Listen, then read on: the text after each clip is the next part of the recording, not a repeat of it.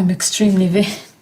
I'd be looking at wrinkles and bags, and I go off to different places seeing about getting eye bags removed, and I can go on and on about it and look for different creams and lotions and potions, but I don't know, I don't think any of them work really.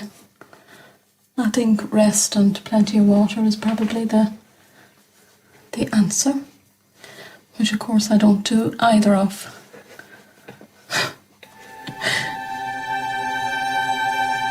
This is me, Maggie Woods. I am very good looking. I love life. I love my children. And I'm just happy to be me.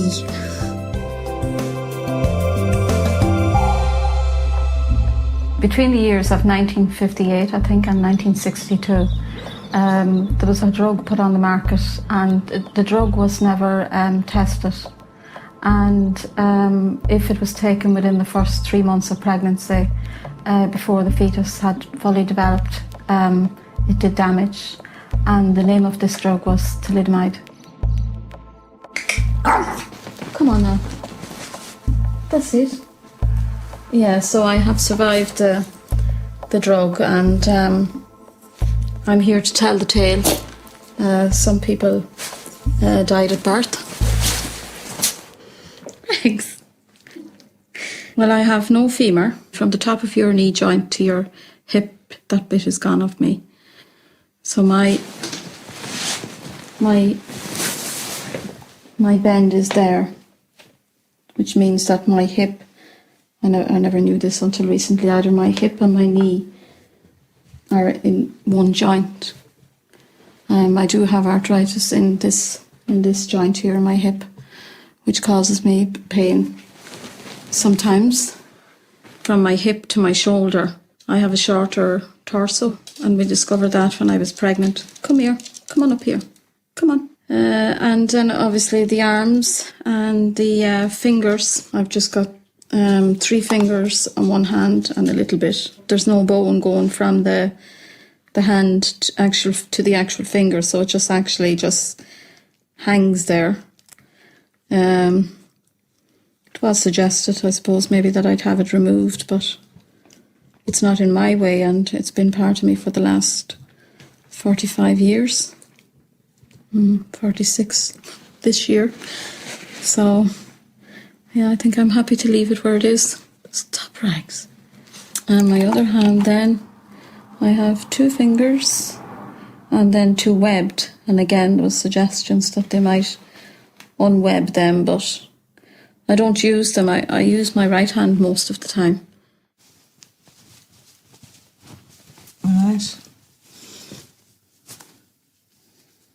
We'll leave that one open, yeah. I have a PA now for the last 5 years. To me, that 1 hour in the morning would be so important, because it means that I can wear whatever I want to wear, whereas before I wasn't able to do that. I more had to be picking and choosing what I would put on. Oh, do you like my mad green tracksuit? Yeah. But I always do my own makeup. That's the one thing I always do myself, so. And I feel now I have my makeup on, I'm complete. That's it. I'm ready to face today, really.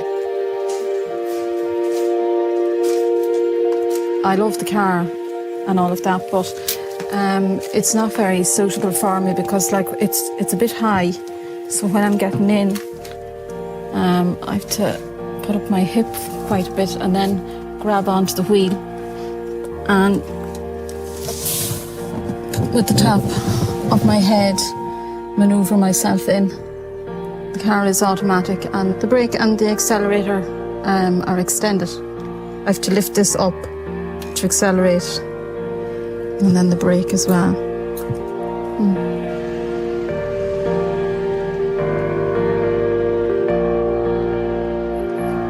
I drive forever.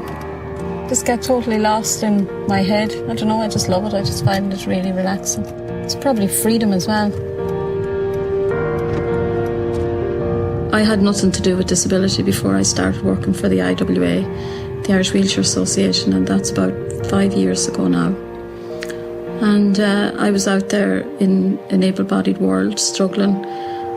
When I lived in Dublin, I was taking 2 buses a day, and I was getting on them myself and off them. I used to jump down off them, and I suppose I don't like to think about it, but I maybe some of the damage with my hip and my leg, maybe from doing that for 2 years. Whereas now, if I can press a button and my curtains open, or press a button and my door opens, instead of me twisting a key with my teeth and manoeuvring my neck and my head and causing damage, that it's okay now, that I'm at this point where I need all of these things to make life easier, and I'm ready for it. But it's definitely something that I would never have considered before. This is my workplace.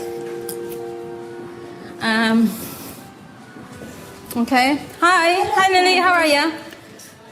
I'm a community employment supervisor on a FOSS scheme. I do other jobs within the centre as well, and I go to Limerick for 2 days in a month, where I'm doing my supervisory training. It's a level 6 VTAC certificate in management. I still think that there's a lot of work to be done in relation to people with disabilities getting jobs.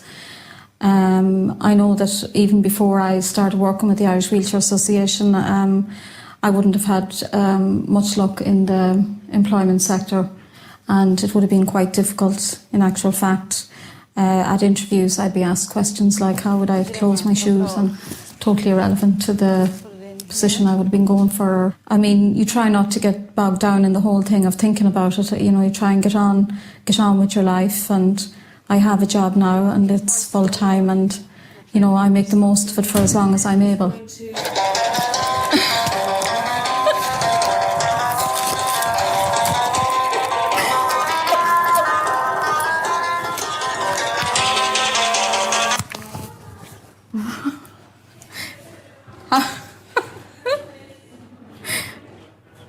Really?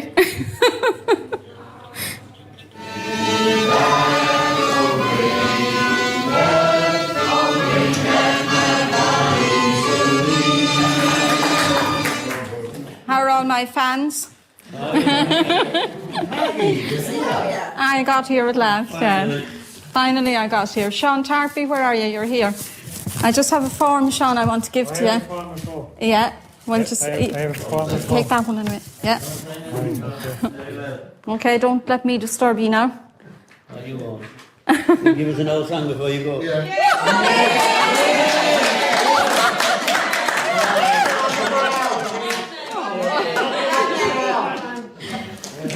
I'm only human. I'm just a woman. Help me believe in what I could be and all that I am.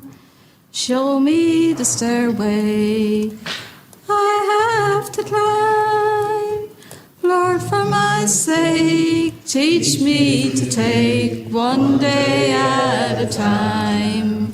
I'd have a wacky sense of humour as well, and I sometimes tend to use humour as a way of breaking the ice. And I would do that deliberately. I would know when people are uneasy with me. I mean, there are environmental challenges as well that I have to manage, but primarily it is the challenges of other people's attitudes towards me, and that wow, shock factor that I can so clearly see on their face as well. I mean, they try to not show it, but I mean, it's just something happens within a flash that I see, and they try, maybe to conceal or whatever, but it's there and I do see it. I feel different in my class because I got my pentax out and I was adopted. I am taller than other people, and that I'm older than them, and they're kind of smaller than me. I'm a twin. They used to be exactly the same and no one could tell us apart, but Jack has a bigger head. I'm not as tall as everyone. It makes me feel kind of special because I'm not like everyone else. It makes me feel kind of special. Now say hello to Maggie. Good morning, everybody. And I'm just here today to tell you a little bit about myself and my life as a person with a disability. When I started doing disability awareness initially, it was for the boys so that other children would understand that apart from my obvious difference of my height and my small arms and small legs, that I am still their mother at the end of the day. When you were in school, did you write at all? Will I write on the blackboard for you? Or on the whiteboard?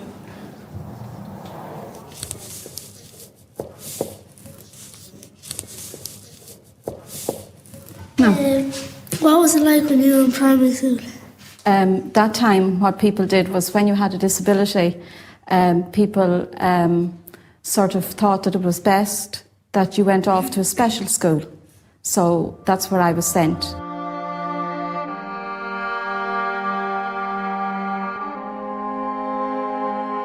When you sort of grow up in that environment where everybody has a disability, it's not, you're sort of sheltered in a way.